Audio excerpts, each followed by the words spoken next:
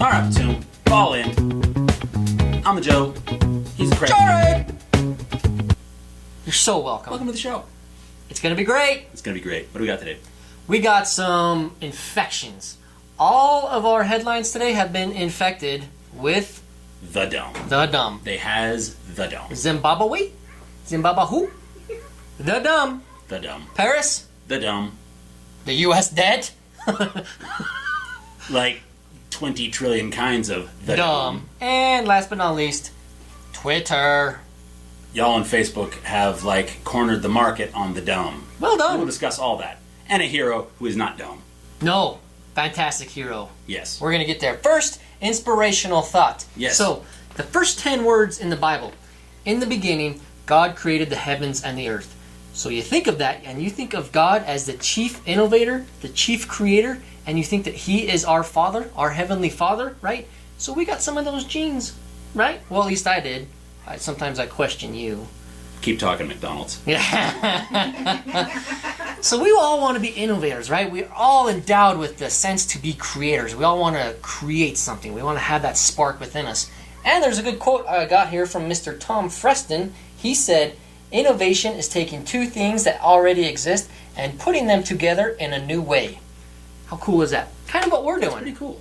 Well, Yes. we're trying to get Joe and Jarhead and trying to make it new, but we just end up fighting in the same ways as usual. Yeah, usually. And as But we're usual, good the at it. Marines always win. Hoorah! Yeah! Pigeon chess. We've talked about this before. Doesn't matter how good you are. Doesn't matter how badly you gut stomp him. He's going to be like the pigeon on the chessboard. He just struts around, poops all over the board, and thinks he won. Winner! But who's that guy you just mentioned? Tom Freston was his Tom name. Freston. That sounds familiar. He was the founder of MTV, Yes, well, he's one of the 4 founders of MTV. which is coincidentally this week in history, 1981.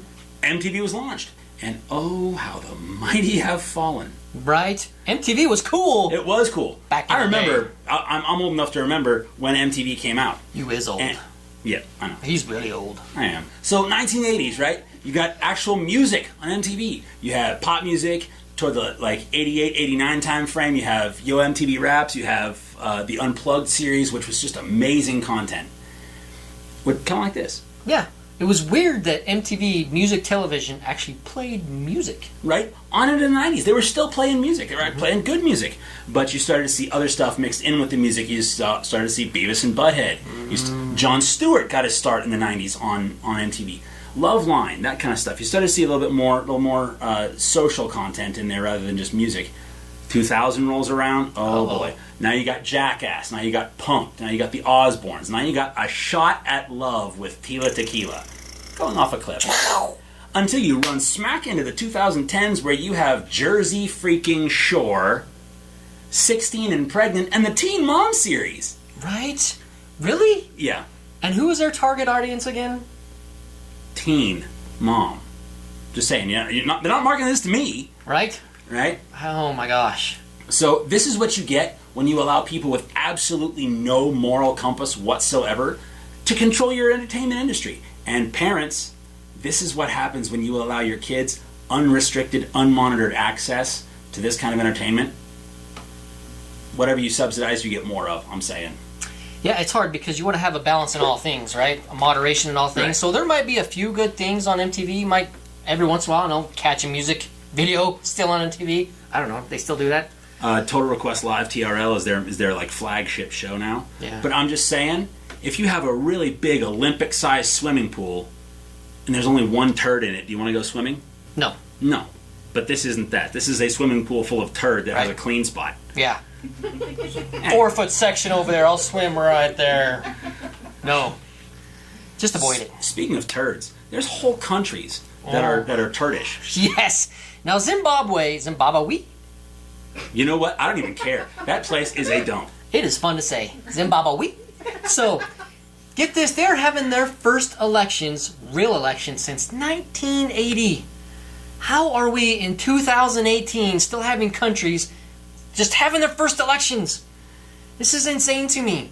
5.6 million registered voters, and they are now just having their first free election. You know what? Shame on you, Zimbabwe. That is your own dang fault. I get that you will run. Well, when the 5.6 million registered voters have, probably half that many dudes with AKs behind them telling them who to vote for. Yeah. So it's not a choice, it's a lack of options. It's Mugabe, he was the guy, he was the dictator, a president. He was elected since 1980. I'm going to assume you're talking about Robert Mugabe. Mugabe. Sure. Zimbabwe, Mugabe. I like how it. it kind of goes? Yes. In terms of pronunciation, there's the right way, the wrong way, and evidently the Zimbabwe. See what he did there? Zing. So Mugabe, so he's been the president for a long time. He is crazy old. He's in his 90s. I'm just glad you didn't pronounce it Mugabe. That seems to be your ABE go-to. Mugabe, been there since 1980. Get this, so he was just forced out by a coup.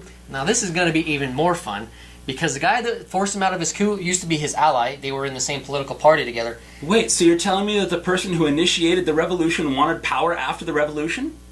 So surprising. It's like I talked about this earlier, Yeah. like last episode. Last episode, go check it out. Imagine that. So yeah, that's exactly what's going on. Mugabe forced out of power by his old buddy in his political party. This guy's name is Manawagawa. Managawagawa. It's so fun, huh? You know what? I'll go ahead and I'll just add the actual spelling of it into the video description. Anyways, Managawagawa orchestrated a coup, and yes, his name is on the ballot now. He is probably the front runner. This guy, I don't understand how we're even allowing people like this to be on a ballot in the first place. Because it's not our election. There have been crazy number of assassination attempts against this guy. People have literally tried to kill him in his own party, his political party. He was part of the attack. He attacked the opposition back in 2008. So when Mugabe got reelected back in 2008, Really? he attacked the opposition. Literally, like Joe was just saying, AKs behind people at polling stations. That is legit. Only a little bit of sarcasm there. There is violence at the polling stations in this place. I get that it's a third world country, but the 5.6 million registered voters, there's got to be a time and a place where you finally stand up for yourself and you say no more. Otherwise, you're going to have more Mugabes and Managawagawas running your countries, and then you're going to have another coup, and more Managawagawas. I mean, it's fun for me. It's true. Probably not fun for an entire country, Zimbabwe. You've been infected with the dumb. You has the dumb. Run your freaking politicians out of there. But they probably don't have as much dumb as Paris. No, Paris has the dumb bad. Yeah, It has a lot of the dumb. an extra level of it. Yes. So, according to the UK Sun and several other sources, there are 300,000 illegal immigrants in just one neighborhood in Paris. So not even a whole city. No, A neighborhood. a neighborhood. 300,000. A neighborhood of already 1.5 million people. My heavens. Almost all of which are already immigrants, but they're legal immigrants from, the estimate is 135 different nationalities. Oh, wow. Yeah. But these are 300,000 illegals living in Seine-Saint-Denis. I'll pronounce it like you, as opposed to, seine-saint-denis, like the French pronounce it. So the Seine-Saint-Denis. So Joe is trying to be like the jarhead. I'm just trying to help Get you used to understand it. it. I'm just trying to help Happens you. a lot. I think I've demonstrated that I can pronounce it correctly. I need you to understand what I'm talking about. Okay. Well done. I can render it down better. Could you? Much gooder. I get it. All right. The problem is that in addition to the 300,000 that are already there, there's another 550, give or take, arriving every week. After How? there used to be a giant refugee kind of squatter camp in Calais on the coast, and the French authorities went and broke that up, and but they didn't deport anybody after they broke it up, so it was like, you cannot stay here, but you don't have to leave. Oh. So they're like, okay, we'll go to this place that's already there. So now, this Seine-Saint-Denis is a police no-go zone. The police literally do not go there unless they are in force. And What? Wait. Yep. So you got an entire neighborhood full of illegals, and the police can't go there. So this is kind of like not if they want to come back out again. Oh, I see. Yeah. So it's kind of like Tortuga? Tortuga? Yes. Captain Jack Sparrow? Yes. The Pirate Island? Pirate Island. Yes. So this is what happens when you have an unrestricted, unmonitored, open arms immigration policy. You get hundreds of thousands of people with no incentive to register, no incentive to become productive members of your society, and no incentive to assimilate culturally. You get self-imposed ethnic ghettos that your own people are not safe to enter. And because they're not going to go out and try to find a normal job, you get a black market. Right now, there are two major crime trades thriving in this area. One is the drug trade, obviously. Would you care to take a guess at what the second one might be? With that many people, I'm going to go with trafficking of the human type. Yes! Trafficking in people. Jarhead wins again. Yeah, unfortunately, the Parisians lose. So with that many people there and that many illegals there, do they at least get to go on a ride on the Black Pearl with Captain Jack Sparrow? There's got to be something good coming out of that. Come on. Why is the rum always gone? Yes. Well done. Good stuff. All right, Paris, enough of your dumb. Let's bring it back to America. Yes. Because we're not short of the dumb ourselves. No, especially when it comes to the national debt. He's getting good at this Jarhead speak. No, I'm getting so dumber by the minute. 20 trillion, folks. $20 trillion. $6 trillion of that belongs to foreign countries. So you think of your car loans, right? They belong to banks, right? You owe the bank money for your car loans. Right. Yes. Your house loans, probably with a mortgage company. Yep. Your student loans. I don't even know. I got a lot of student loans. I don't know who owns those. Fed loans, not Fed loans, subsidized, unsubsidized. I don't know who's taking my money anymore. They're taking a lot of it. Mafia does. Seriously. So get this. This is back in the news because Russia, yes, Russia had American debt. First of all, does that not scare you in and of itself? Russia had American debt. Over $90 billion of it. They just sold 85% of it. Yeah, but in terms of 20 trillion, 90 billion is not even a rounding error. Right. It's a margin. It's in the margin of error. Just let that go. So this concerns me. First of all, that Russia is a place where they're selling $80 billion worth of debt, right? Because who knows what's going on. We had talked a couple episodes ago about them building up over in Kaliningrad. Yep. Yep. Right? They're building up their places there. And I'm not saying, I don't want to conjecture this too much, but usually if you're holding on to an asset and you suddenly have a fire sale on it, it's because you think that asset's about to become worthless. Something's Which makes happening. me wonder what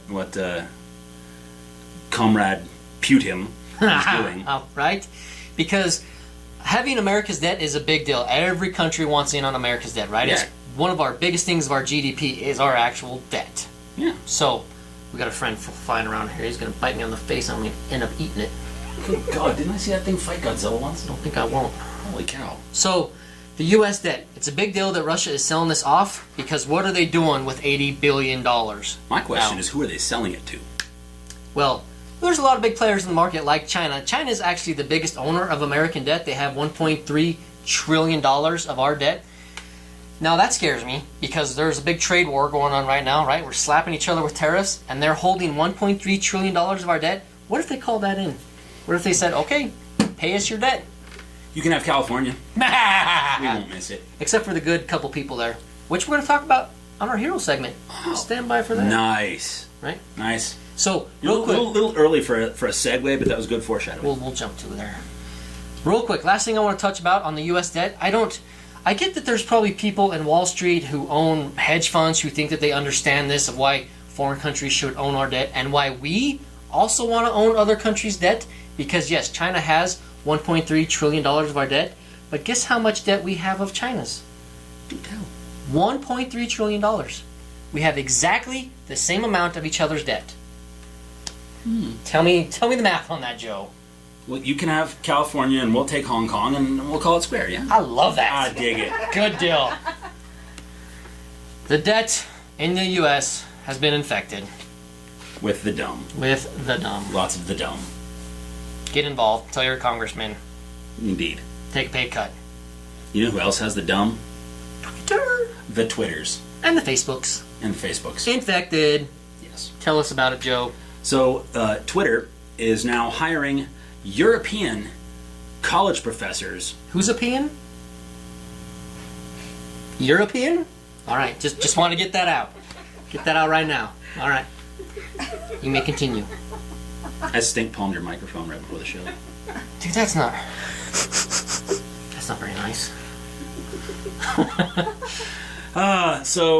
Twitter is hiring European college professors with specializations in fighting hate speech.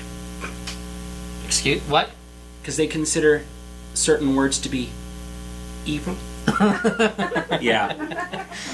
Actually, they're hiring mostly Dutch and British college professors to how do they put it? Improve conversational health and to limit visibility of trolls and bullies. So they're gonna try to. So these professors are gonna come on and screen what I'm twittering. They're gonna help develop the algorithm that screens what you're twittering or tweeting. Twittering's more fun. Twittering, sure. Jarhead speak is fun. Beer are go good with pizza. Don't tease me with the pizza. We've talked about this. Well, Joe. here's my thing. So these people, these academics, are being hired because evidently they know more about what I want to see than I do. I mean, not everybody that uses Twitter is a jarhead. They're not all too stupid to know what they want. They're college professors, Joe. Oh yeah. And they're at Ivy Leagues, I'm guessing. Doesn't matter. What they say has to be fact. Except for not. No. But hate speech has to be protected. It has to be. First Amendment. Well, it has to be protected because what's hate speech to one person is not to another. And who the heck is Twitter and Facebook to be the moral arbiters of our culture? Yeah, you're not without bias, Twitter and Facebook. Nice try. Yeah. Who are you to tell me what is and is not hate speech? Right. How about you just put it out there and I'll decide, and the people who are idiots, who, believe it or not, have a constitutional right to be idiots, they're going to get theirs anyway. People who are out themselves as bigots, people who out themselves as, bitter, hate-filled people, they go away anyway because no one pays attention to them. Right. Let the problem sort itself out. Don't play Twitter God. You're just going to make it worse. You're only making the problem worse. You're trying to solve the problem of polarization by polarizing people. Right. It doesn't work. This, not coincidentally, is why you just lost, $6 billion in stock revenue. That's why Facebook just lost $150 billion, the single largest bloodbath in stock market history. Well done, Zuckerberg. Yeah. Making more by the way, records. he lost $15 billion in personal wealth in that little crash. He's good at making records. I'm saying. Zuckerberg. Record stupidity. Good job. Twitter and Facebook, you might have a better opportunity if you tried to solve the enmity between the Army and the Marine Corps than to try to solve hate speech on social media. Think they could do it? I'm not sure God could do that. But no, he could, but nobody else could. Probably. Yeah. I love you. You know who I love? Who? Firefighters. Firefighters in California. Y'all are doing the Lord's work. Seriously. So our hero tonight, can I do hero? Do it. Take Outstanding. it off. Cool. Our hero tonight is California firefighters in general, but one in specific who's actually a member of the Platoon. Because we love you. Yes. His name's Jesse Watson. He's a firefighter with CAL FIRE in San Diego County. He's getting bounced around fighting all the different fires, but he is a solid dude. He has a great family. He is a great dude. He is a solid firefighter. And he is out there taking it head on and freaking crushing fires. Anybody who's willing to put their life on the line for other people automatically deserves I wish we could do an entire show of nothing but heroes.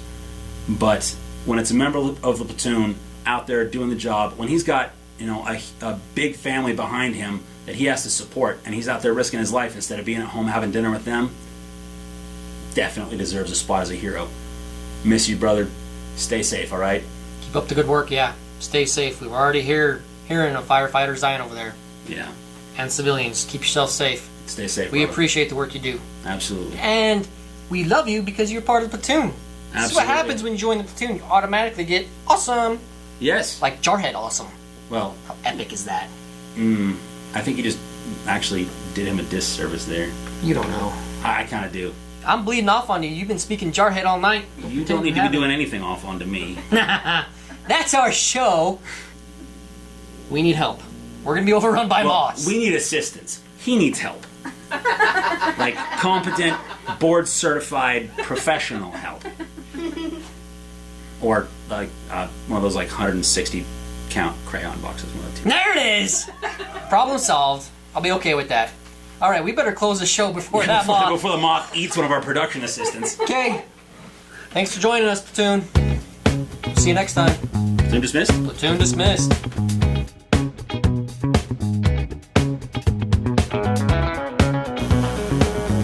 We have, see this right here, people, is why you join the Platoon. We have dragon-sized. It's like Mothra. Mothra has invaded the set. I am not kidding. Join Where's the Godzilla when you need him? Two old, bald, grumpy veterans are not going to be able to pick this show up and get it going by ourselves. I promise you that.